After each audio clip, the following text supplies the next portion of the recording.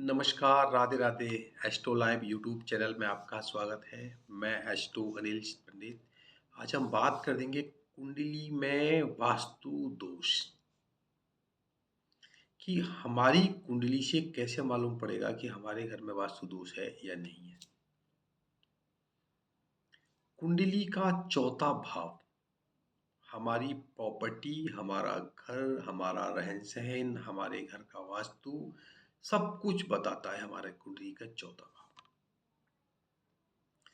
अगर कुंडली के चौथे भाव में कोई पापी ग्रह है या चौथे भाव का स्वामी किसी पापी ग्रह के साथ बैठा है या आप चौथे भाव पे आपके पे कहीं दृष्टि आ रही है, तो आपकी जहाँ रहेंगे वहाँ आपके घर में वास्तु दोष 100% मिलेगा।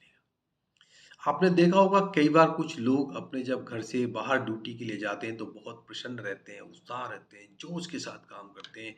लेकिन जैसे ही घर की तरफ बढ़ते हैं धीरे-धीरे नेगेटिविटी ऊपर हावी होने लगती है। मानसिक तनाव आ जाता है।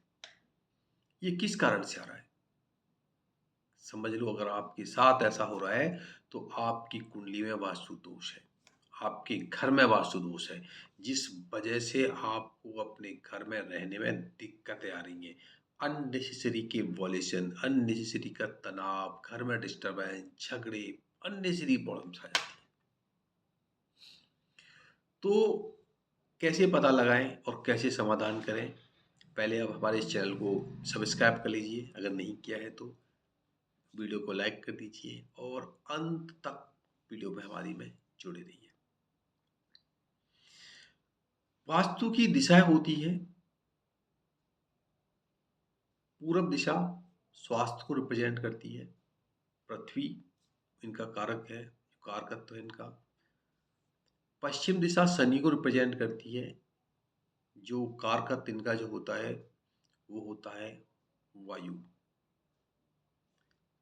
उत्तर की जो दिशा होती है वो जल को रिप्रेजेंट करती है। इनके जो बुध इनके स्वामी होते हैं। दक्षिण की जो दिशा होती है ये अग्नि को रिप्रेजेंट करती है। मंगल इनके स्वामी होते हैं। पूर्व के सूर्य होते हैं और पश्चिम के शनि होते हैं। यानी कि चार दिशाएं हमने डिफाइन कर दी। चार में पूरब और उत्तर के बीच की जो दिशा होती है ईशान कोण बोलते हैं, जिनके स्वामी होते हैं बृहस्पति। उत्तर और पश्चिम दिशा होती है वायव्य, इसके स्वामी होते हैं चंद्रमा। पूरब और दक्षिण दिशा जिसे हम आग्नेय कोण बोलते हैं, इसका स्वामी होते हैं शुक्र। और दक्षिण पश्चिम नैऋत्य कोण उसके स्वामी होते हैं राहु और केतु। बीच का स्थान ब्रह्म स्थान होता है। ये स्ट्रक्चर है। इस स्ट्रक्चर के उल्टा अगर हम कोई काम करते हैं, इनके विपरीत अगर हम कहीं घर में निवास स्थान बनाने की कोशिश करते हैं तो हम उसको बोलते हैं वास्तु दोष का जन्म। जैसे कि बृहस्पति का जो क्षेत्र है, ज्ञान का क्षेत्र है, पूजा पाठ का क्षेत्र है, भगवान विष्णु का क्षेत्र है। यहाँ अगर हम भगवान विष्णु पूजा पाठ के अलावा कोई दूसरे राहु केतु शनि के काम करते हैं तो वास्तु दोष बनता है यहाँ पे।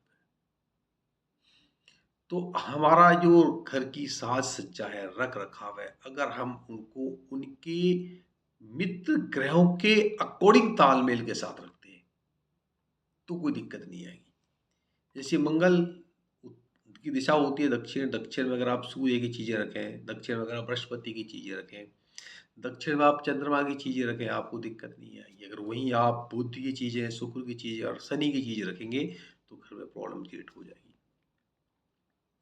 घर की व्यवस्था को देखने के लिए आपको वास्तु का अनुसरण करना पड़ता है और सबसे पहले अपनी कुंडली का आकलन कराएं। आपके घर में कितना भी अच्छा तालमेल है, लेकिन जब तक कुंडली का आप समाधान नहीं करेंगे, आप अपने घर के वास्तु को सही नहीं कर सकते। कुंडली में जौन सा ग्रह आपका कमजोर होगा उसी भाव में वास्तु दोष बनेगा। आप चाह के कितनी भी कोशिश कर लें, कितनी भी कोशिश कर लें, घर में वास्तु दोष पक्का बनेगा उसी वक्त। अगर मान लीजिए सूर्य कमजोर है तो पूरब के क्षेत्र में वास्तु दोष बनेगा। शनि कमजोर है तो पश्चिम के क्षेत्र में बनेगा। बुध कमजोर है तो उत्तर के क्षेत्र में बनेगा। मंगल कमजोर है तो दक्षिण के क्षेत्र में होगा। ईशान में कोई दिक्कत है तो बृहस्पति कमजोर तो ईशान कोण में दिक्कत। चंद्रमा कमजोर तो वायव्य कोण में दिक्कत। शुक्र कमजोर तो आग्नेय कोण में दिक्कत। और अगर राहु केतु में दिक्कत है तो नैऋत्य कोण में दिक्कत है। तो अगर आपके घर में वास्तु डिस्टरबेंस है, आप लाख कोशिश कर रहे हैं, समाधान नहीं मिल रहा है, तो आप सबसे पहले उस दिशा से संबंधित जो ग्रह है उसके उपाय चालू कर दीजिए। आप कंटिन्यू देखना, आप 3 से 6 महीने में आपको उस वास्तु दोष का हल ऑटोमेटिक मिल जाएगा। वो अगर ना भी मिलेगा तो आपको उसके दुष्परिणाम जो आपको नुकसान पहुंचा रहे हैं उनसे मुक्ति मिल जाएगी, आपके काम बनने चालू हो जाएंगे।